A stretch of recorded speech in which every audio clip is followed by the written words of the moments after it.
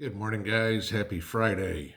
Actually, Friday morning. I decided to not record my video last night because with everything going on, I wanted to see what happened overnight. It turned out to be the right call.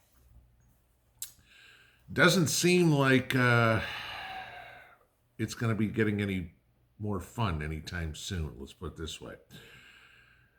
Didn't take long for 46 to start causing problems. Faster than I thought, sure. Yesterday, lunchtime, talked about the OSHA mandate coming out. Employers with 100 or more now having to mandate. Didn't matter if they were government contractors or not. Sure enough, what I say yesterday, I said, oh, don't worry about it. It won't take long before they go down to 75, go down to 50. That didn't take long at all. Headline this morning, Biden administration weighs expanding vaccine mandate to companies with 99 employees or fewer. Okay, we took 6 hours before that came out. Guys, after Tuesday, Biden, his whole administration, the whole DNC, their back is against the wall. And they are realizing real fast that their plans to kill the country aren't going over too well with the population. Doesn't mean they can't do it. Okay. Now, I know what y'all are going to say. Elections don't mean squat, yada, yada, yada. It's he who counts the votes, not he who votes. I know trust me, I've read all the comments. I know all the things. I probably have seen that more than anybody from all the media sources I read. But right now, it's the tool we have, okay, as of here, November 5th. Could that change? Sure. Who knows? Okay. It's a long way until November of 2022. Never get that out. Too many T's. But so after Tuesday, the DNC knows they're in for a bloodbath next year. From my count, I can see 4 Senate seats flipping. Okay, that would make it 53-47.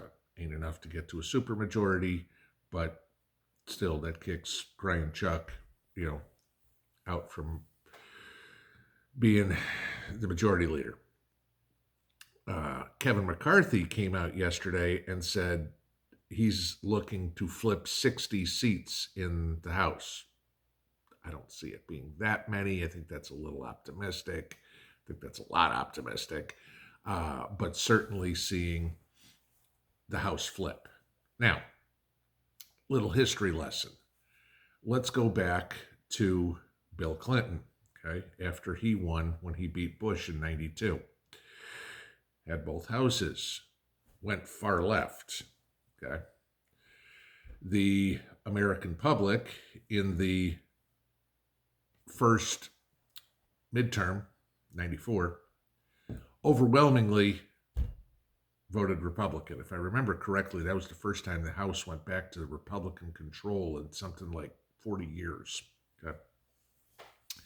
And Clinton had no choice but to come back closer to center. Look at Barack Obama. Wins in 2008 over McCain. Has both houses of Congress. Far left. 2010. Red wave. Obama didn't come back to center. Okay, he stayed far left. But nothing got accomplished. All right, because he wouldn't sign anything the Republicans put through, and the Republicans certainly weren't going to let his agenda go anywhere. And then, of course, the moronic voters put, the national embarrassment of Obama back in the White House again, and still got nothing. Okay, just we got 4 more years of destruction. And then, of course, the world woke up in 2016. But so we're going to see the same thing here. Is Biden goes far left. I mean, mind you, those are the last 2 Democrat presidents, okay? Clinton and Obama. There haven't been any more. Biden has both houses, goes far left. The American public rejects everything that's going on, and we're going to flip back to a more center-right government. Very, very historical. This is basically how it works, guys. Okay. Now, if you don't think Schumer and Pelosi know all this, they certainly know history. Both of them have been in Washington for both of those episodes, so it's not like they didn't live it. So they know this is the last dance. Okay, they know, Pelosi's not going to be around probably for a 2028 election. All right, and you get a whole bunch of these. I mean, Pelosi's what, 82, something like that. I mean, okay, you can push 90 and still be running. I mean, Biden hasn't even hit 80 yet, and he's already lost it in his mind. Pelosi's pretty damn close. So they know this is the last dance. They will do anything and everything possible to turn this country into the Marxist totalitarian state that they want as fast as they can.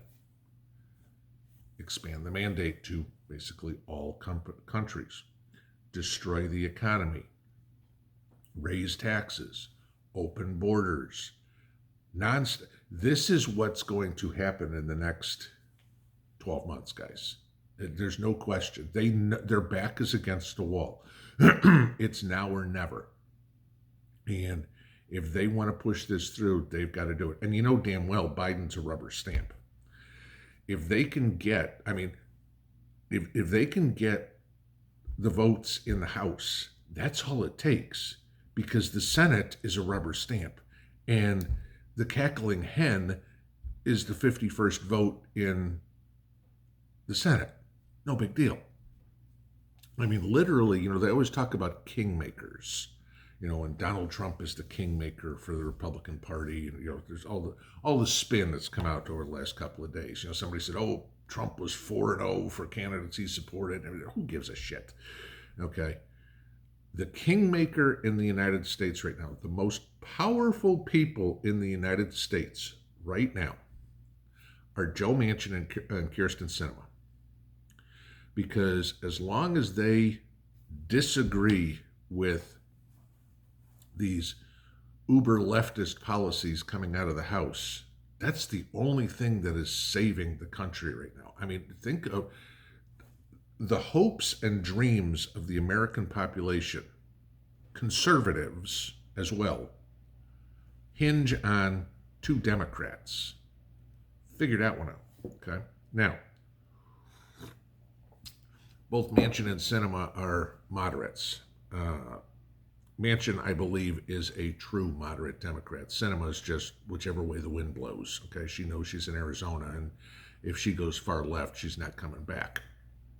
So Manchin is really the kingmaker, in my opinion.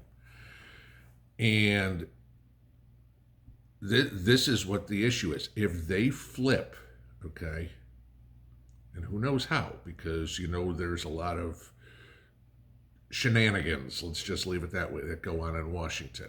Okay, between PACs, between lies, you name it. I mean, smear campaigns, pick one. Extortion.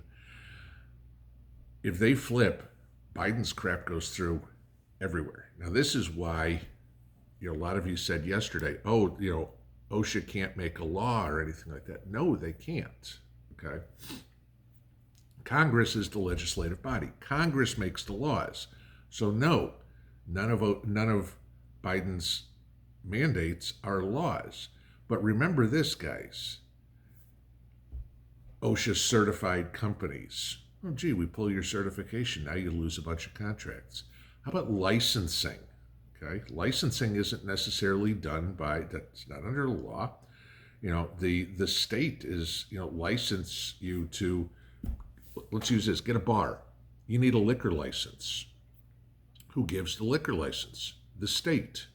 Bar goes in to renew its liquor license. State says, has everybody been vaccinated? Nope. Sorry, we're not renewing your liquor license. You're out of business. This is the thing. The Democrats are going to use every tool possible to circumvent the law. They know they can't get it through Congress, so they're going to use everything else. Wait to see how, Department of Justice, FBI, all this sort of stuff. We know how corrupted they've become. Okay. The IRS, we know how corrupt it is. It is going to happen over and over and over and over and over again. They are going to try to ram this down everybody's throat, this liberal, socialist, communist policies, and try to destroy our lives. That, two options, guys, okay? Both are plausible. Either elections, fair elections, stop all this in 2022, or if it ain't the ballot box, it's the cartridge box. Those are the two options at this point. I'm praying to God it's the first one. I don't want it to be the second one. I don't think anybody that does want it to be the second one is just a fool, all right? Being prepared for it, yes. Hoping for it, no, okay? And yes, I know there's a bunch of Rambos out there that want to hope for it, okay? And, their extent of, ever seeing something is maybe they've shot a deer, okay? You ask any guy that's ever served, now you can ask a ton of them that came out of Afghanistan and Iraq, and you ask them what the feeling is shooting somebody or getting shot at, and ain't anybody going to tell you, it was cool, I want to go do it again. Okay, no, it's not going to happen. But I want you guys to be aware, to be prepared, to be ready, because being prepared is not going to mean, oh, gee, the country blew up and I'm going to sit out at my bug out location or me at my house or anything like that, and my life will just go on. It'll just be a little different. No, it won't, okay? If the government collapses, which under option number 2 is exactly what would happen, okay? It's going to be complete and utter chaos. Like I said, you're going to be pulling guard duty. You're not going to know who the good guys and the bad guys are. Do you know who drives every car that goes past your house? I don't. I live in the middle of nowhere, okay? I see maybe 3 or 4 cars go down the street a day. I know some of them, don't know all of them, and even the cars I recognize. I don't know the people, okay? The good guys, the bad guys.